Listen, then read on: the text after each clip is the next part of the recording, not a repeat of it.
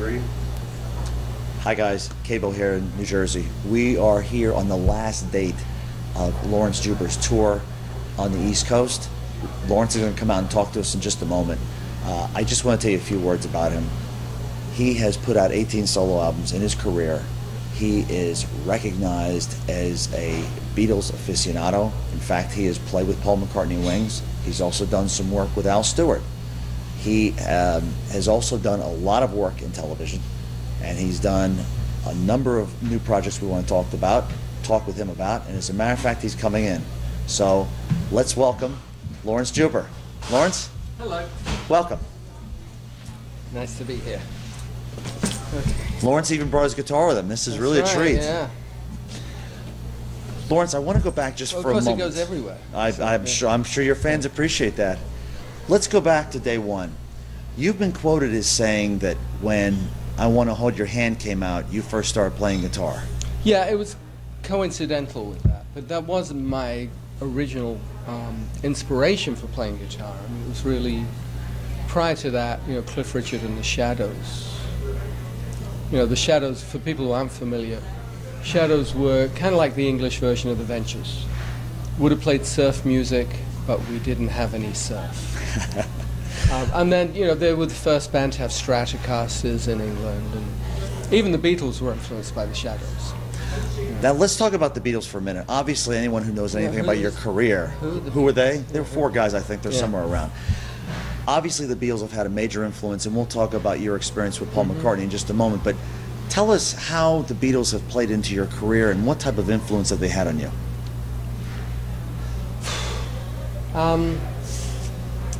I mean, the Beatles spearheaded this kind of, like, the second Elizabethan musical renaissance. You know, the thing that happened in the early 60s in England, the previous time that had happened was during, like, Elizabeth I's reign, to get into, you know, like, kind of history of it in terms of, you know, the Shakespearean period and stuff like that. That there was this tremendous thing that happened. It was just electric.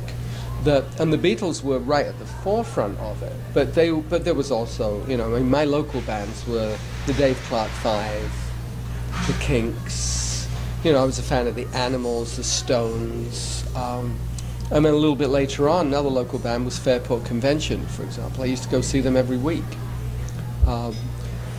There was a lot of music just in the air. And I would listen to Radio Luxembourg, which was the kind of where you'd hear all the new American stuff. You didn't hear that so much on the BBC, because it was still very stuffy. You know, they would beyond the point where the radio announcers had to wear tuxedos, but they were not very far beyond that point. You know, so we're talking 1963. Beatlemania happened that year. I was 11 years old. My dad thought that I should play the saxophone. I wanted to play the guitar. I said, I'll play clarinet. And they didn't have enough clarinets to go around at school, so I got a guitar for my 11th birthday, which was right in that time frame. But immediately, my motivation was not, oh, I want to learn Beatles songs, but what can I do with this, you know? And my dad took me over to a friend of his who was a semi-professional jazz guitar player, and he showed me some chords, and I got a book called Play in a Day. Burt Whedon. You talk to any, like Andy Summers, you talk to any of the English guitar players from that era, they all learned from Play in a Day. And I learned how to read music from that. So very quickly my ambition became to become a studio musician. I didn't want to be a Beatle like that, you know. Now ultimately, Laurence... Well, I did want the haircut. I understand. Now, ultimately, you did become a very accomplished... You actually did obtain a music degree. Yeah. And you did do a lot of session work. Tell us about that. Well, that's kind of way, you know, the other end of my teenage years. Because as a teenager, I was playing weddings. I found out I could make money doing it, you know. So I was playing weddings. I was playing in top 40 bands. I was playing in folk clubs. It was just whatever. Then eventually I joined the National Youth Jazz Orchestra, which was a big band. My ambition was to be a studio player, so I really worked on my sight reading. I worked on my kind of guitarology, you know, to understand different styles and everything else. But I could only afford really one good guitar when I was a teenager. So you could tell what I was into. You know, I had a Stratocaster, then I traded that. I got an Epiphone Triumph because I was really into playing jazz, archtop jazz, and then eventually I worked my way back to Strats and Les Pauls, and went to college, studied. I didn't study guitar at college. I studied musicology and music theory, and then when I left college, I got straight into doing studio work because I'd kind of established myself. I'd been going and playing in the pit band of Jesus Christ Superstar and Hair and stuff like that. You know, just kind of gigs. You know, I was gigging.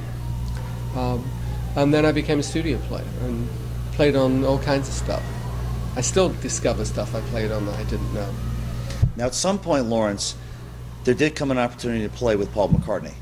There did. That came through working with Denny Lane. Denny was a guest on a TV show that I was in the house band on a TV show with David Essex. Rock On. That was his song. I'm not interjecting Rock On. Denny liked my playing and recommended me. And I had not submitted anything, you know, my resume for consideration with Wings because I was too busy being a studio player. But then this opportunity came up and I went and auditioned. I didn't know any Wings tune. I was, you know, my thing was to be, you know, I was listening to Larry Carlton and, you know, Aldo Meola and kind of all, Lee Ritenour, all the hotshot guitar players, as well as, of course, you know, my original influences like Clapton and Hendrix and Jeff Beck, Jimmy Page. But interestingly enough, by the mid-'70s, I mean, I never heard, I don't think I ever heard Stairway to Heaven until probably at least the end of the '80s. Because I just stopped, I wasn't listening, same thing with Dark Side of the Moon. I wasn't listening to a lot of the rock stuff. In that period I was listening to Mahavishnu Orchestra, Return to Forever, Weather Report, you know, I was really into kind of prog rock, really, you know, going to Yes concerts. Now you have to tell us though, what was the first time going into rehearsal and finding out that you're now with Wings, you've got the job, you've got the gig? How was that? Pretty remarkable. You know, I had to think about it deeply for about a nanosecond because I'd got to where I wanted to be, which was to be a studio player, so I was happy. But then I'm not going to turn down the opportunity to work with Paul McCartney. So it's like, you know, I go to work and it's Paul McCartney. You know? And Linda too. I mean, Linda was really cool. You know, she's always had a bad reputation, you know, because she wasn't primarily a musician. But she had a really evolved kind of musical consciousness and kept things more on the rock and roll side. Now let's talk about Back to the Egg. In your career, you are a 2-time Grammy winner. One of these Grammys came from your experiences with Wings, correct? Right. Yeah. Tell us about that. Well, when we did Back to the Egg, which, you know, was a really interesting record because it was co-produced by Chris Thomas. Now, Chris was just coming off doing the Sex Pistols and went on to do the Pretenders. And this was, you know, this was the album that he did between those two projects.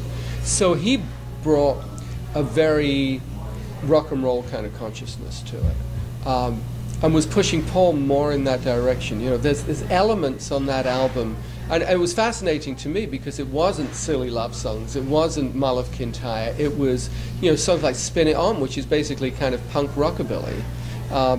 It's stuff that when we did Rockestra, which was this big rock orchestra, you know, where Paul gathered, like, you know, Pete Townsend and Dave Gilmour and John Bonham and like a cast of thousands into Abbey Road, and we did this big rock orchestra.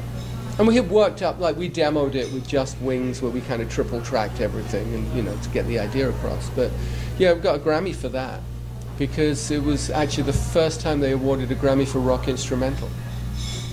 And it was just it was a remarkable experience because that album is not only, it's a rock album, it's a folk rock album. It's less of a pop album than some of his other stuff, you know. And the pop singles that we had, like Goodnight Tonight, for example, wasn't on the album. He wouldn't put it on the album. Really? Yeah, Goodnight Tonight was not on Back to the Egg. They added it to the CD later, but that wasn't on. And then later, you know, when we put out Coming Up, which was the band live in Glasgow, that was not on the McCartney 2 album. You know, they had to add it as a separate single to the McCartney 2 album.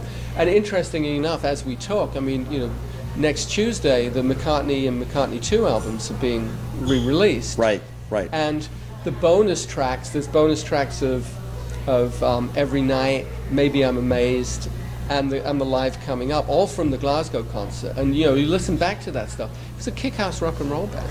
But that's not where Paul was going at the end of the day. He was ending up more in the kind of the tug of war, pipes of peace kind of Michael Jackson pop direction.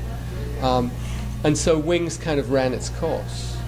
But I like to think that the period I was in the band was kind of like an Indian summer for Wings. It was like there was this nice kind of burst of creativity, and we had a really cool thing going on. Then it got busted in Tokyo, and it kind of slowed things down. Then we got back into the swing of things, and right after that, I worked with Paul and Ringo.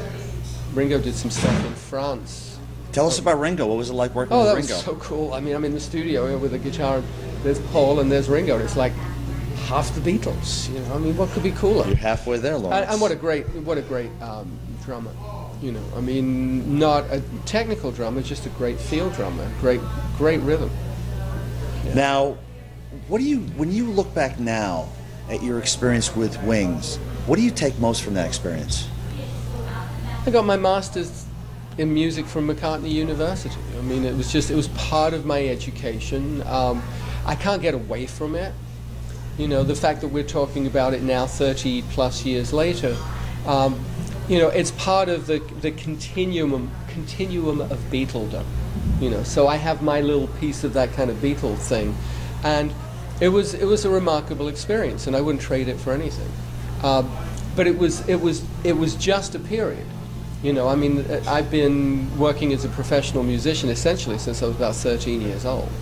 And the 3 years that I spent working with Paul was extremely educational. It was on so many levels: the music business, the machinery of the record business. Learning how to write, because I never really wrote. I was not a composer before I worked with Paul, and then I saw how he did it and realized you don't have to wait for lightning to hit you on the head. You just do it. You get up in the morning and you write. So a lot of great things learned. It gave me kind of a foot in the door to other aspects of the business because it was a good credit. Now, you talked about writing. Yeah. We would be here for a long time if we mentioned all the television shows you've been involved in. Right, but mostly I haven't written those. Mostly as a studio musician. What happened was, after Wings, I moved to New York, and I was there for about 6 months and did a lot of advertising jingles. American Express, Coca-Cola, Lincoln Mercury. I don't know if Lincoln Mercury even exists anymore, but it did then. A lot of that, because that is a big part of the business in the New York music scene, some record stuff too. But I met Hope, who became my wife, in New York, but she was from LA. So I moved out to LA, got involved in studio work. We got married, started raising a family. I was a regular 5-6 years. I was a regular on The Young and the Restless, on camera playing guitar. It's an after a gig. It's a union gig. What can I tell you? And a lot of TV shows. I mean, going back to Happy Days, I played on the last season of Happy Days, Laverne and Shirley, Joni Loves Chachi, stuff that's just in the history books. But also, I mean, over the years, Roseanne, Home Improvement, Seventh Heaven, hundreds, maybe thousands of TV shows. And I think you currently have something for Dateline, correct? Well, I did something last year. I scored a documentary for Dateline called Children of the Harvest. It's about migrant farm workers and the issues with kids, 6-year-old kids picking fruit, that shows up in Walmart, and the laws that are being broken, and the lack of schooling and all the issues that go along with it. And it was kind of a cool project to do. In fact, the CD is being released June 14th. It's actually coming out.